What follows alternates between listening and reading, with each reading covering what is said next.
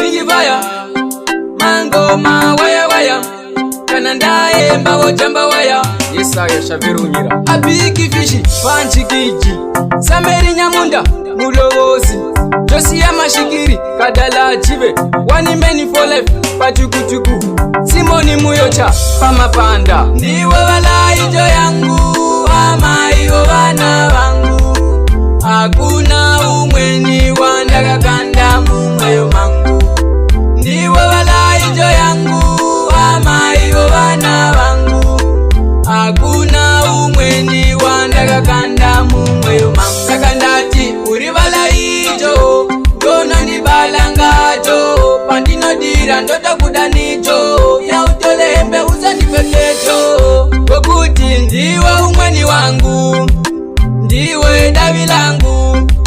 ndiwe ruwa langu ndosaka ndesimuda yemwe achitangu Zakaria Senge ndiwe wala ijo yangu ama iyo vana vangu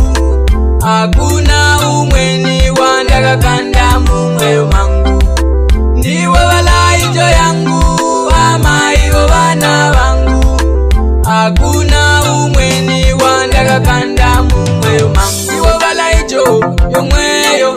ndokuperekeja kuchigayo kuenda nokuviya kuchigayo woremerwa ndokutwarira mutwalo tesienda kuhuni ndinobata sungo wopeja woti nditigenyi asimango ndinomuda maningi yemwi asimango ndikazwa kudalo ndomera nomanyawo ndiwe wala ijo yangu ama iyo vana vangu hakuna umweni wandaka kanda mumweyo mangu ndiwe wala ijo yangu ama iyo vana vangu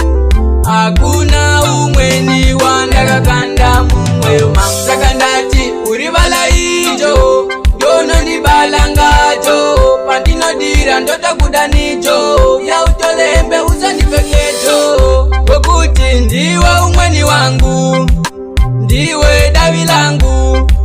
ndiwe ruwa langu ndosaka ndesimuda yemwe achitangu Josia Nyamunda ndiwe wala ijo yangu ama iyo vana vangu hakuna umweni wandaka kanda mumweyo mangu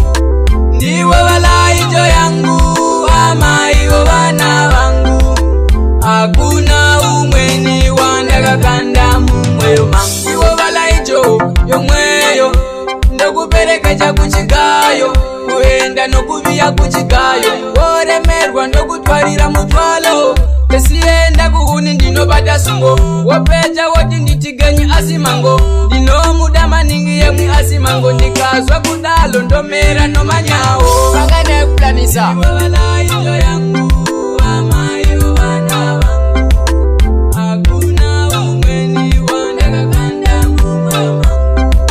ndiwe wala ijo yangu ama iyo vana vangu hakuna umweni wandaka kanda amazodendongo pachinjike Pitasibanda kadala jive achikuru kuvema pamajosa Johani Mahohoni Mabanowelo Filipi Ngwenya washakanaka Isaya Muyambo Kamakunde Timureseke Isaya